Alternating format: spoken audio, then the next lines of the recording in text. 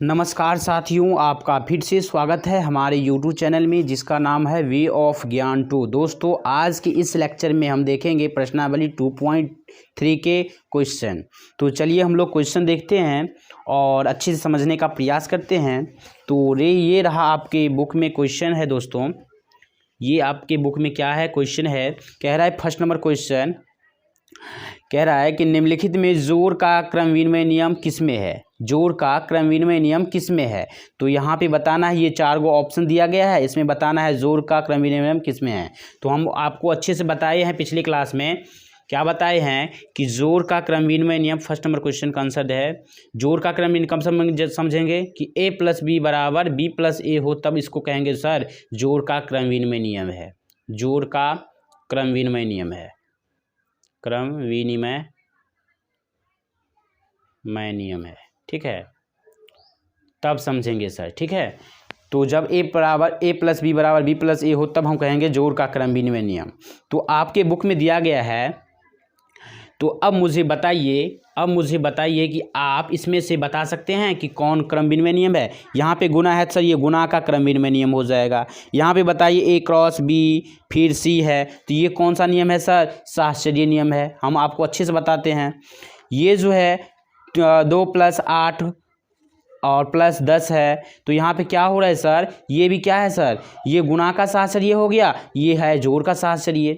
ये हो गया 15 + 8 = 8 + 15। ये है जोड़ का क्रम विनिमय नियम। क्या है, जोड़ का क्रम विनिमय नियम। तो दोस्तों इसका राइट आंसर क्या हो जाएगा, 4 हो जाएगा। यानी 15 + 8 = 8 + 15, इसका क्या हो जाएगा, राइट आंसर हो जाएगा बच्चों। अब हम लोग देखते हैं दूसरा नंबर क्वेश्चन। तो ये रहा आपके सामने दूसरा नंबर क्वेश्चन बच्चों।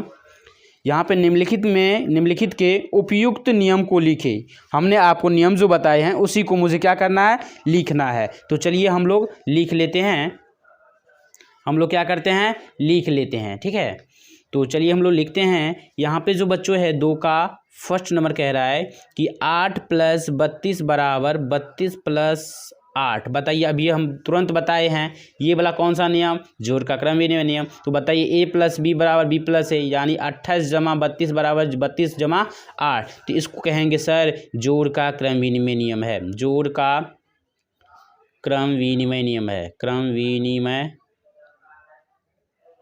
नियम है, ठीक है बच्चों, ठीक है दोस्तों। तो ये है जोड़ का क्रम विनिमय नियम। दूसरा नंबर है आपके क्वेश्चन कि 2 + 12 + 15 = 2 + 12 + 15। तो बताइए, अगर हमने 2 को a माना, फिर 12 को हमने b माना और प्लस 15 को हमने c माना, तो बताइए यही 2 को हमने क्या माना था, a माना था। फिर क्या 12 क्या माने थे, b माने थे, और 15 को क्या माने थे, c माने थे। अब मुझे बताइए इस प्रकार की जो टर्म मिलेगा इसको क्या कहेंगे दोस्तों, इसको इस प्रकार के टर्म को हम कहेंगे जोड़ है। तो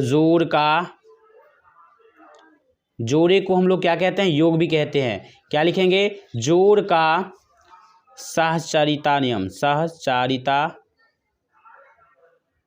सहचारिता नियम, जिसको इंग्लिश में कहते हैं, क्या कहते हैं बच्चों, एसोसिएटिव लॉ कहते हैं। क्या कहते हैं बच्चों, एसोसिएटिव लॉ, ठीक है।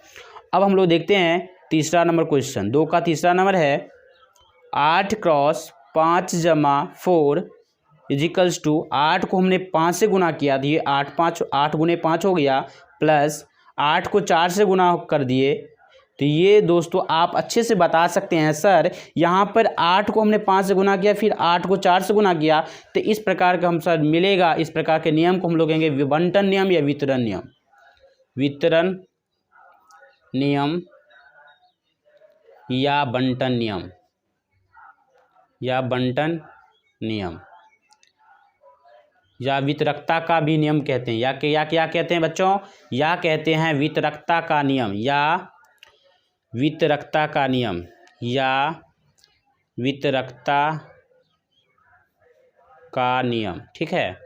ये बात इसके 3 नाम से जाने जाते हैं। इसी को इंग्लिश में कहते हैं डिस्ट्रीब्यूटिव लॉ। क्या कहते हैं बच्चों, डिस्ट्रीब्यूटिव लॉ कहते हैं।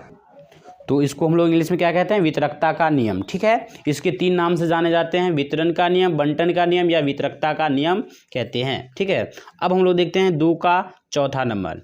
तो 2 का चौथा नंबर है दोस्तों 5 × 50 बराबर 50 × 5। ठीक है, अब मुझे बताइए अगर हमने इसको A माना, इसको हमने B माना, बराबर क्या हो जाएगा, B × A।